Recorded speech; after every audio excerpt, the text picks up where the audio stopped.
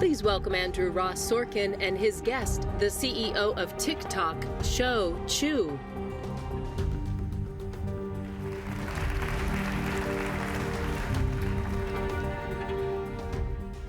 Shou is here. Thank you so much. Thank you for having coming me. all the way here to spend some time with us this afternoon as we try to better understand TikTok amid all of the headlines, as you know so well, that include national security issues, which we talked about here this morning with the Treasury Secretary, as well as the world of creators and what TikTok is going to be and what you want it to be. I want to start, if we could, just with a little bit of your own personal background, because more than a decade ago, you were an intern at Facebook. Yes, I was. Interestingly enough. Yeah. And you were a student at Harvard Business School. And I just wonder if you ever imagined that you were going to end up running their now biggest competitor. Well, the short answer is no, absolutely not. So I'm Shou. I'm from Singapore. I'm very jet lagged because I flew from Singapore, and it's 20 hours away. I'm a father of two. I'm 40 years old. And about 10 years ago, I was in China, and I met with two young entrepreneurs, two young engineers, and they were starting a company. They recognized an opportunity to build a good product that people wanted. Started building a product. I had a chance to invest in them and became friends. And slowly, like any good startup story, the product grew bigger and bigger, and today it's become the size of TikTok and whatever we have today. So that's been a journey. It's been unbelievable. I couldn't have imagined 10 years ago that it would be of this scale today. Let's go straight, if we could, Sure. to sort of the large headline that I think it is perhaps the cloud that's over TikTok here in the U.S. to try to understand how you think about it, because there is not a lot of bipartisan support for most things here in the U.S., as you know, but there seems to be some bipartisan agreement around TikTok and what is perceived as the danger of it, and this idea that it is ultimately controlled by the Chinese and therefore the Chinese government. What is that? When you hear that headline, what do you think? I think, first of all, that we take all these concerns very seriously. We have been studying them, and for the last couple of years, we've been working with CFIUS and with our engineers to try and solve what we think is a very solvable problem. The problem that we have, can really requires third-party verification, and it requires transparency. And the solution that we have built, you must have read about this, it's called Project Texas. That's Yes. the project name internally. And the idea is that we'll take the data that you have in Virginia and in Singapore, where TikTok user data is stored today, move it into a third-party cloud infrastructure. And in this case, we have chosen Oracle to be our partner because they have strong capabilities in security. They are providing software assurances as well to the code that's inside. And we have rigorous data access protocols such that only a team made up of US residents can have access to that US data. So again, it's a solvable problem. Now, we have built what I think is an unprecedented solution to try and solve this problem. It's extremely expensive to build. It's incredibly challenging to do it, but that's our commitment to addressing some of these concerns. So let me ask you this. So this is FBI leader Chris Wray to the House Homeland Security Committee. He said he's, quote, extremely concerned that under Chinese law, Chinese companies are required to do whatever the Chinese government wants them to do in terms of sharing information or serving as a tool of the Chinese government. What happens in the reality, behind the scenes, in terms of how this actually works or happens? So the FBI director, through his team, through CFIUS, has access to the discussions and the plans that we are building to solve and address this problem. And I'm very confident that this will address the concerns that he has raised. Now, for us, no foreign government has asked us for US user data before. Really, they haven't. And if they did, we would say no. We have a transparency report that we publish every quarter, like most other consumer internet companies. And in that report, we'll spell out the details of the various data requests that various governments around the world have asked of the citizens of their country. And we want to make it very transparent. So you can keep your eye on that report to see the kind of requests that we are disclosing. One of the things, though, that people wonder about is the algorithm, the famous algorithm. I want to get into how well that algorithm works, but the idea that you can separate the algorithm and the technology completely and utterly in the United States versus having to be somehow connected to China. The algorithm is separate today. The code is also separate at this point in time. It's machine learning. So the algorithm is trained by input. And TikTok doesn't operate in China. TikTok operates here in the US, operates in many other countries around the world. And that's the input that is training the algorithm. So the algorithm is very separate today. But so our understanding that the original algorithm was a ByteDance algorithm, you think is old news? This is definitely very outdated. There is some original code. I think that's what you meant. Mm-hmm. There's some original code, but the code has been split up ages ago. How much influence and power do you think you have at the company? And the reason I ask is there was actually a New York Times article that raised this very question. And the argument was that effectively you are at the behest of the folks at ByteDance and therefore at the behest of the Chinese government. I am responsible for all the strategic decisions at TikTok. But I do want to explain ByteDance because you raised it. It is organized the way you would expect an internet company to be organized. About half our investors on the cap table are global investors, folks like Carlyle, BlackRock, General Atlantic. We have a board made up of shareholder representatives. So, for example, a representative from General Atlantic, from Sequoia, from Coatue, and from SIG, which is a financial software firm, a very early investor in the company. They constitute the board, together with Rubo, who represents the employees. So it is organized exactly what you would expect an internet technology company to be organized. And for me, I'm responsible for the decisions at TikTok. But ultimately, I have to be responsible to the shareholders and to the board as well. So what are we supposed to make? There have been reports that there were Chinese who had access, maybe not US consumers, but others along the way. Access to what? Access to accounts. Well, first of all, we have very rigorous data access protocols. Just like any other consumer internet company in the past, data access is organized by requirement. Every company does this, including some of the companies you interviewed today. What this means is that if you're an engineer and you have a global talent pool, and you require access to some data to build a part of your product, you have to request that access, and it's based on requirement. There's a strict protocol, do you need it or not? If you do, requirement is granted, access is granted. Nobody organizes this by nationality. Nobody goes, this nationality, that nationality, nobody organizes it like that. But that's in the past. In the future, we're going to organize it the way I just described it. We're going to move the data to the Oracle Cloud Infrastructure, and only a team of US residents are going to have access to that data. This is, again, like I said, a solution that no other company is trying to pursue. You made an interesting comment about the US version of TikTok being very different than the Chinese version, effectively. The US version is different from the UK version. But let me ask you this. The Chinese version, you could argue, is censored. Do you agree with that?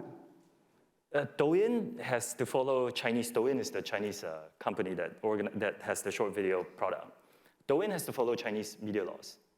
And so when you think about those media laws, and then you think about what you're doing here in the US, one of the things that those media laws are trying to do, for example, is to prevent children from getting addicted to scrolling on TikTok. In the US, that doesn't exist. Should it? First of all, we take minor safety extremely seriously. One of the first things I did when I took on this role was to make sure that minor safety is at the top of the list in terms of safety and priority of the company. Now, I also want to describe how the platform actually works. Please. It's user-generated content. So the content that you're going to see is generated by users. Here in the US and in the UK and other places where TikTok operates, we do have rules. The way TikTok works is that we do have about 13 rules. We call these rules community guidelines. It's published on our website. You can go have a look. And these are rules on what content we allow and disallow on the platform. These are things like no pornography, no violence, no misinformation, And we built our trust and safety team to take these rules, build policies around them, and operationalize it so that we can go through all the content and remove the violative content. So that's the way the platform works. So far, you've managed to, I don't think you were keeping it from happening, but the way the site is designed, you're not really in the news business yet. There's not a lot of news, if you will, on TikTok. Do you ever think— Are you on TikTok? I am. See, so we have news. But do you see over time, I mean, a lot of the issues, frankly, and we talked about Mark Zuckerberg earlier, that he has struggled with, that Elon Musk is contending with, relates to the news business, relates to information in a different way. Right. I think every company has a different mission. Every company is different. The mission that we have is to inspire creativity and to bring joy. And the product that we have built is a product that is built to fulfill this mission. So that means that, does news content inspire creativity? Yes. Does it bring joy? Yes. And that's the kind of content that we have built our product to try and optimize for. But are you starting to see more political there will be content? And people talk about the presidential election of 2024. I mean, how much do you think about that? And then all of the information or misinformation, or we're talking with Mark Zuckerberg about there was a deep fake of him. There are various topics here. On misinformation, it violates our guidelines. So we do have a very significant, large investment in making sure that we're tackling misinformation. So that is one of the guidelines that's very dear to us. In terms of political content, we don't actually accept political ads. And as far as I know, we are the only platform of our scale that doesn't allow that, because we don't think that this necessarily helps us fulfill our mission. Does it inspire creativity? Does it bring joy? So we've decided that political ads are not necessarily for us. If anyone wants to come and express their view, as long as it doesn't violate the 13 guidelines that we've laid down, you can express whatever view you want. And you're going to see, as our platform achieves ubiquity and is loved by millions of people in this country, you're going to see all sorts of views appear on the platform. What do you think of the metaverse? I think it's too early to tell. Do you imagine ever investing in that space? I think new technology is fascinating, and you can imagine interesting and useful use cases in the metaverse.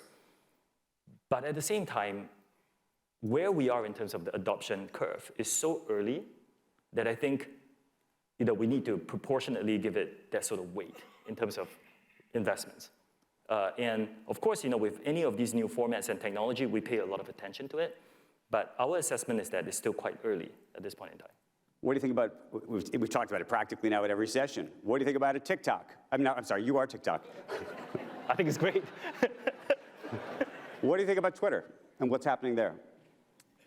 I'm following the news like, I guess, all of us on Twitter. Are you on Twitter? I am on Twitter. I'm following the news as well. I think, look, Elon is a very successful entrepreneur. He's making changes at the company. I think it's too early to tell what the changes will lead to, but we're paying a lot of attention. Are you surprised that all those advertisers aren't staying on the platform?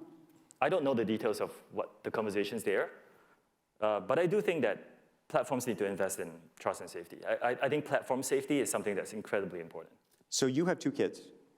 I do. Do they use TikTok? No, they're too young for that. So what ages are they? 8 and 6. Okay.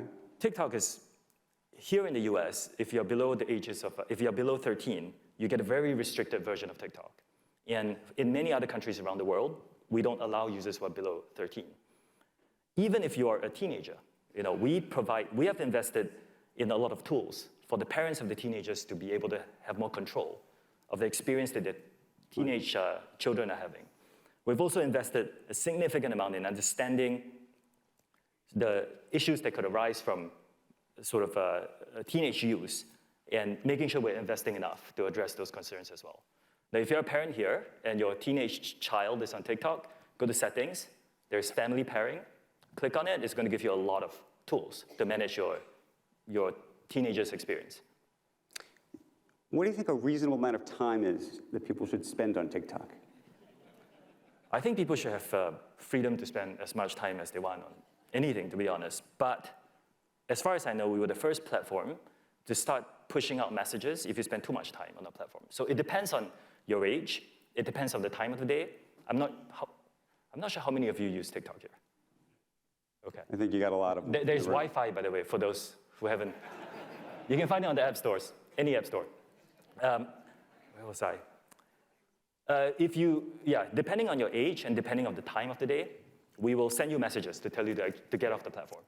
So if you hit one of those messages, that's us telling you. What's the limit there then? There is no hard limit per se, but once you cross a certain amount of time, again, depending on the time of day, we'll start telling you, look, maybe it's time to get out. I know it's a secret sauce, but can you tell us how the algorithm actually works? Because I think everybody, it's fascinating how frequently it is sending you stuff that you want to see. And whether that's a good thing, by the way. It's just math. That's what it is.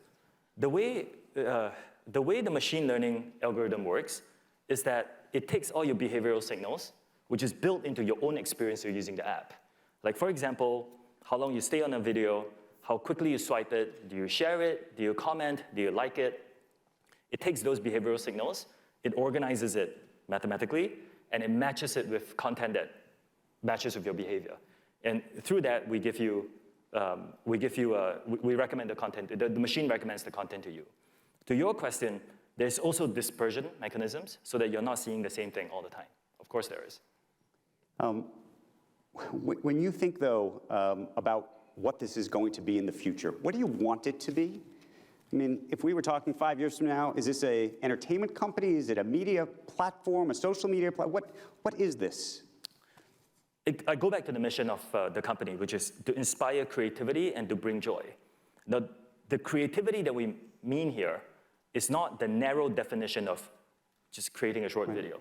What we are hoping to achieve is to unleash human creativity, through connecting people and through discovery of new information. The way we want to do it is that we want to provide three things to our users. We want to provide a window to discover. The For You page, if you open the app, the first thing that you see looks like a window. And the recommendation algorithm helps you discover new content. So that's the window. It's like, think of it as a window to explore a whole new world. We then want to provide a canvas for you to create.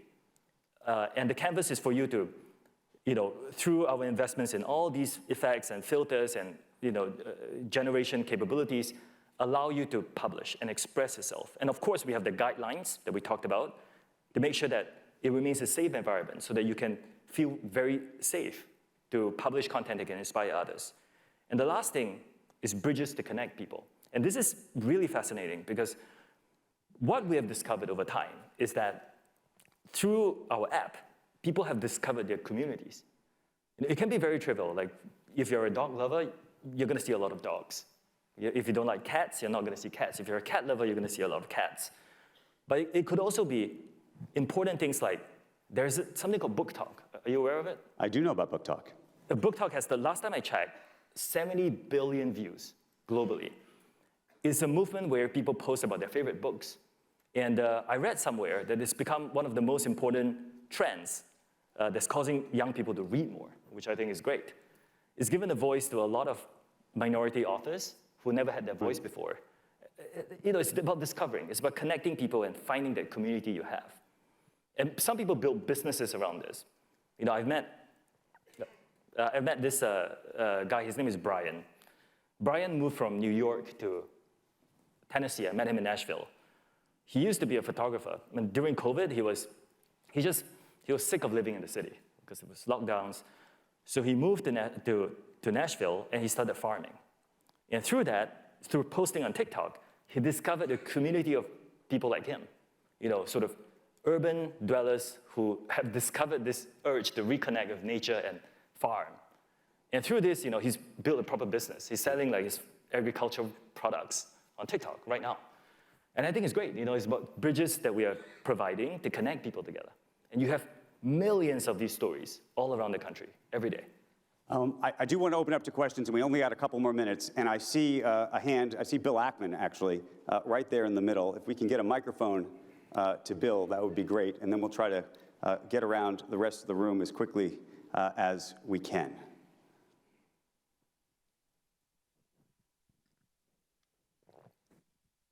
So I think TikTok is an amazing product and company, and it sounds like you care a lot about the content that's served in the product. But I'm aware of some sort of personal tragedies that come from people who spend time on TikTok. So for example, a lot of young women in particular, young girls, have eating disorders that came about as a result of content on TikTok where, you know, bad, I mean, it's hard for me to speak because of the echo, but so that's one example. Another example is teenage vaping, for example, where promotion of teenage vaping as a way to lose weight or as something that's cool, et cetera. So how do you think about moderating that kind of content, which is not pornography, it's not on your list of issues, but really can cause profound harm? First of all, as a father of 2 children myself, whenever I hear about these tragedies, it's heartbreaking. A lot of these trends that you talked about have existed before our platform existed. But I think we have a responsibility to invest more, to make sure that any of these trends or any of these type of content that is not suitable for young people is given the right amount of investment to be moderated off the platform. We have a differentiated experience if you are below 18 on the platform. And I think a lot more investment needs to go into that to stay ahead of our growth. Go ahead, sir.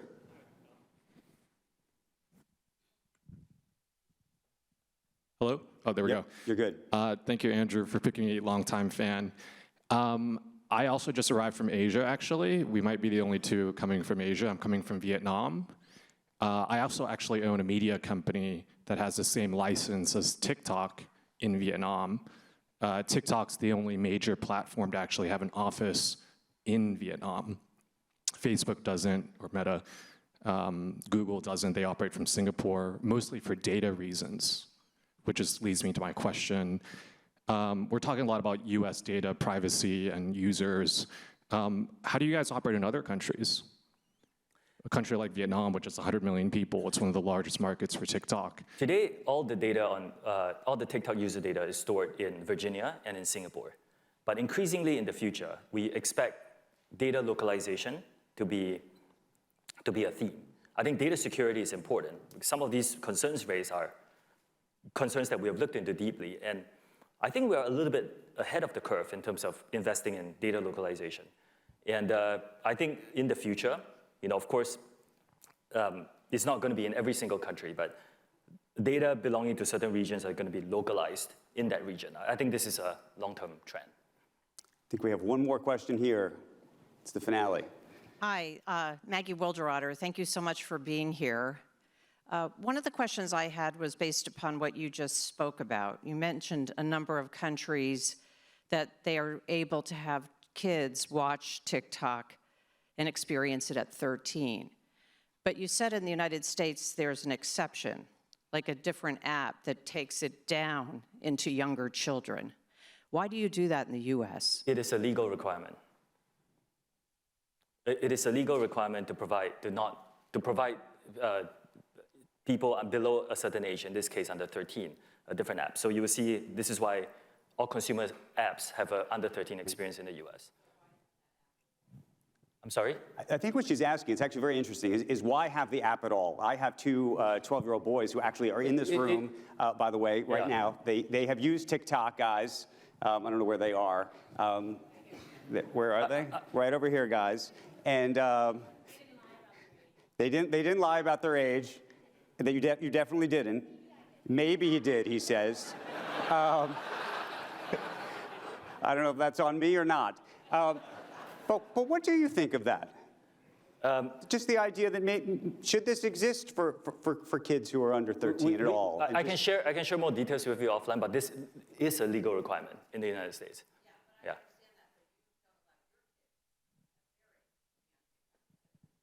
Yes.